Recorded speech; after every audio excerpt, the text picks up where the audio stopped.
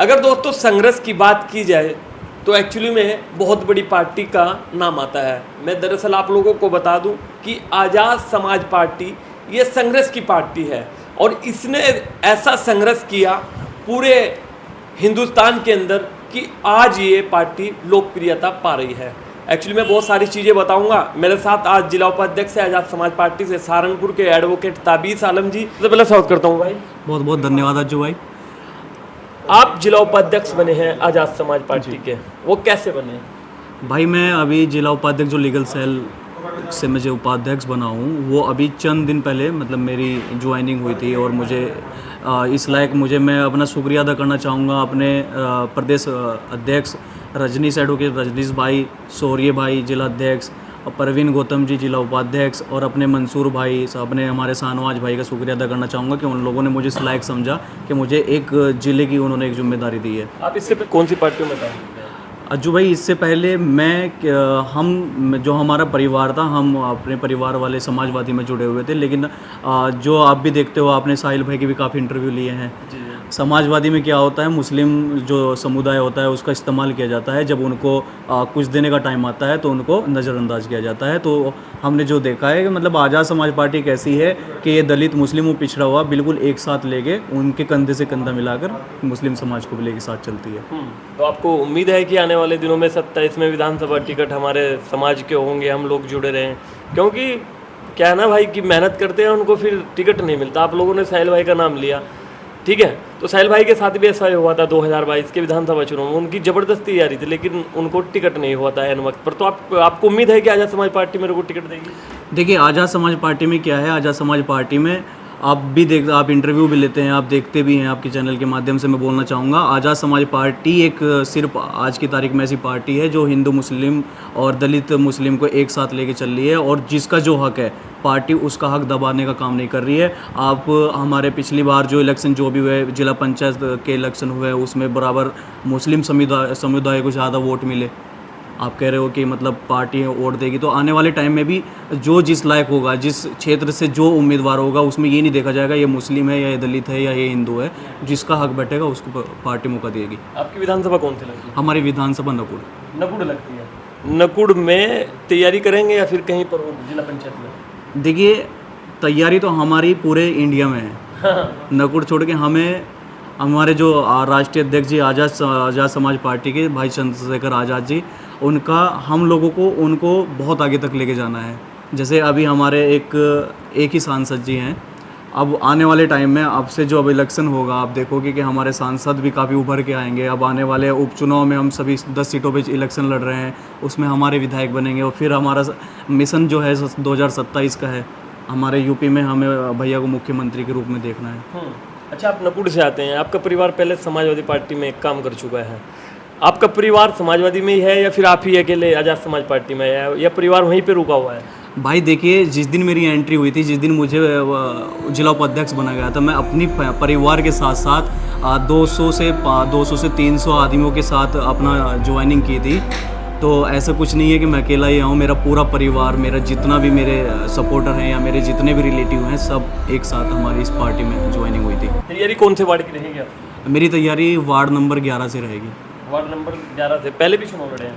नहीं, ये मेरा पहली बार होगा। हाँ, ऐसा क्यों लगा कि भाई मेरे को चुनाव लड़ना है? देखिए मैं इसलिए क्योंकि पहले क्या था, मैं अपने आप को शायद उस काबिल नहीं देख पा रहा था और दूसरा ये है कि मैं देखते आ रहा हूँ कि आज मैं दिल्ली हाई कोर्ट में प्रैक्टिस कर रहा हूँ। अब मुझे हालातों को पता लग गया है कि कैसे लोगों को दबाया जा रहा है, कैसे मुस्लिम समाज को, दलित समाज को दबाया जा रहा है। तो मैं चाहता हूँ कि मतलब एक ऐसा मुझे ज़रिया मिले कि पार्टी से या मतलब एक जिला पंचायत के इलेक्शन लड़के कि शायद मैं उन लोगों को आवाज़ बिल्कुल दबने नहीं दूँगा। अच्छा, ऐसा क्यों होता है? जो वकील होते हैं ये राजनीति में क्यों आते हैं? आप लोगों ने देखा होगा मछली शहर से विधायक MP बने हैं प्रिया सरोज जी, युवा है आप जैसे ही, वे भी सुप्रीम कोर्ट के वकील हैं, वे भी चुनाव लड़े और जीत गए।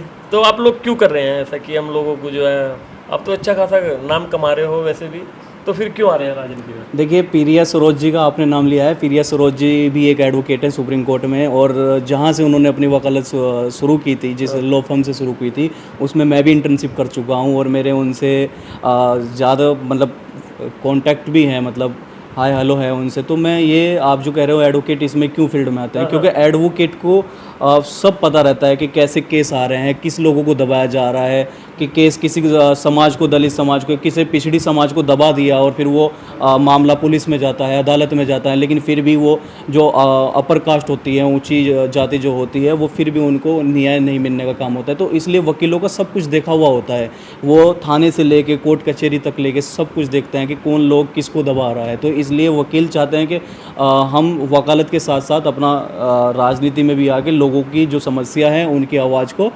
बिल्कुल दबने नहीं देंगे। आपका परिवार समाजवादी पार्टी में रहा, आप भी अब से पहले जुड़े रहे समाजवादी पार्टी में ही।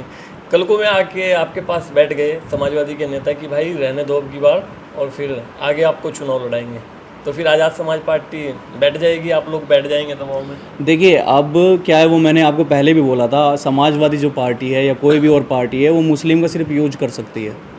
अब जो एक पार्टी आज़ाद समाज पार्टी है वो बरोबर आपको मुस्लिम, आप किसी भी स्पीच को ले लो, आप संसद में ले लो या किसी भी आप भैया की स्पीच ले लो, आज़ाद समाज पार्टी के जो राष्ट्रीय अध्यक्ष जी हैं, वो आप एक भी उनका सेंटेंस देखोगे तो वो मुस्लिम और दलित एक साथ मिला के राजनीतिक जमीन तैयार कर रहे हैं चंद्रशेखर जी। आपकी बात सही है कि हर बार में स्पीच में चंद्रशेखर जो है हर बार मुसलमानों का नाम लेते हैं। तो जिस लोकसभा से सांसद चुने गए हैं नगीना से 60% वहाँ पे मुस्लिम हैं। तो अगर मुस्लिमों का नाम नहीं लेंगे तो राजनीति कहाँ पे जाएगी? आपको एक और चीज़ बता दूँ कि मायावती आज जो ख़त्म है वो किस आधार पर है? उसने SC/ST का पूरा मुद्दा उठाया कि भाई जो है बस SC/ST मुस्लिमों को पीछे कर दिया, यूज कर दिया। मुसलमानों को तो हर लोग यूज कर रहे हैं, क्या चंद्रशेखर ने यूज नहीं किया नगीना में? आप लोग बताइए। अगर वे मुसलमानों की बात नहीं करेंगे तो फिर आने वाले 27 में उनको कौन जो है वोट देगा, सीटें देगा? ये तो आप जान लेंगे ना। वो आप ये नहीं बोल सकते कि उन्होंने मुस्लिम का यूज़ किया है। मुस्लिम ने उनको वोट किस बेस पे दिए हैं? मुस्लिम ने उनको वोट उस बेस पे दिए हैं कि ये एक नेता आज़ाद समाज पार्टी का जो राष्ट्रीय अध्यक्ष है आज़ाद समाज पार्टी के, तो वो एक चंद्रशेखर भाई है। अब उन्होंने उनकी आवाज़ उठाई, उन्होंने लगा कि हाँ भाई, इलेक्शन से पहले की मैं आपकी बात बता रहा हूँ, जब तो वो कुछ पद पे नहीं थे, उन्होंने मुस्लिम समाज की आवाज़ उठाई, तब मुस्लिम तभी तो जुड़े ना। अब आप देखोगे कितने रोज़ आप देख लो न्यूज़पेपर में किसी भी जगह सैकड़ों की तादाद में, लाखों की तादाद में मुस्लिम समाज भर भर के आ रहा है, अब इधर ज्वाइन हो रहा है आज़ाद समाज पार्टी में। NRC का मुद्दा उठा, चंद्रशेखर ने पूरा उसमें जो है पुरजोर कोशिश की, तो वे तो मुसलमानों की बात करते हैं। बैरिस्टर असदुद्दीन ओवैसी हिंदू की बात करते हैं, उन पे एक इलीगल थोप लगा हुआ है कि भाई ये जो है मुस्लिमों की राजनीति करते हैं। यही एक थोप लग गया है चंद्रशेखर पर कि ये दलित की राजनीति करते हैं। दोनों को चाहिए, एक को हिंदू वोट चाहिए, एक को मुस्लिम वोट चाहिए। क्या कहेंगे? देखिए ये जो लगा हुआ है आज़ाद समाज पार्टी के जो राष्ट्रीय अध्यक्ष हैं वो सिर्फ दलित की वो नहीं करते। आप अभी कहीं पे भी देखो मुस्लिम समाज को दबाया जा रहा है, या आप अभी हमारी जो एक खेल प्रतियोगिता में कुछ चंद ग्राम से अभी रह गई थी उसमें, तो उसकी भी आवाज़ भाई ने संसद में उठाई है। तो ऐसा नहीं है कि वो मुस्लिम या दलित के लिए, वो सब के लिए बराबर वो आंख बंद करके उनके सामने जो भी है वो सब एक समान मानते हैं। एक समान मानते हैं। तो बिल्कुल चुनाव लड़े जाएगा इंशाल्लाह। बिल्कुल आज़ाद समाज पार्टी से ही। बिल्कुल आज़ाद समाज पार्टी अभी चुनाव हारने के बाद फील्ड में भी न दिखो, जीतने के बाद भी न दिखो। भाई अब आज़ाद समाज पार्टी का दामन पकड़ लिया है, उसमें हार हो जीत हो, हार जीत ऊपर वाले के हाथ है। हमारा काम है मेहनत करना, हम मेहनत करते रहेंगे, हारेंगे फिर लड़ेंगे। जब ऊपर वाले को हमें दिखेगा या पब्लिक को हमारी मेहनत दिखेगी उस दिन हम जीत तो के आ मेहनत जाएंगे। अभी फील्ड में चल रही है या हाई कोर्ट में चल रही है? नहीं ऐसा है, मैं हर वीकेंड सैटरडे संडे मेरा ऑफ रहता है, मैं फ्राइडे में यहाँ जाता हूँ और हर वीकेंड पे 2 दिन मैं अपनी अब क्षेत्र को दे रहा हूँ और आने वाले टाइम में मैं अपना सारा काम दिल्ली से शिफ्ट इधर कर दूँगा।